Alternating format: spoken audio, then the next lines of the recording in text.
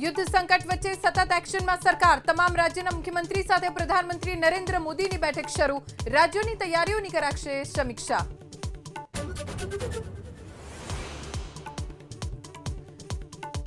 બાજરી, જુવાર અને મકાઈની ટેકાના ભાવે ખરીદી કરવાનો સરકારનો નિર્ણય. 1 થી 30 એપ્રિલ સુધી ખેડૂતો કરાવી શકશે ઓનલાઈન રજીસ્ટ્રેશન.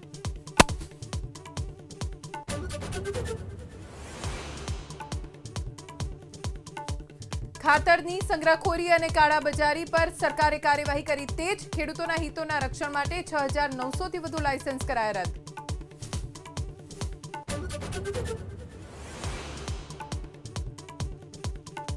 સ્થાનિક સ્વરાજ્યની ચૂંટણી પહેલા મહેસૂલ વિભાગમાં બદલીઓનો દોર યથાવત. 12 મામલતદારોની બદલી, 31 નાયબ મામલતદારની મામલતદાર તરીકે બઢતી સાથે બદલી.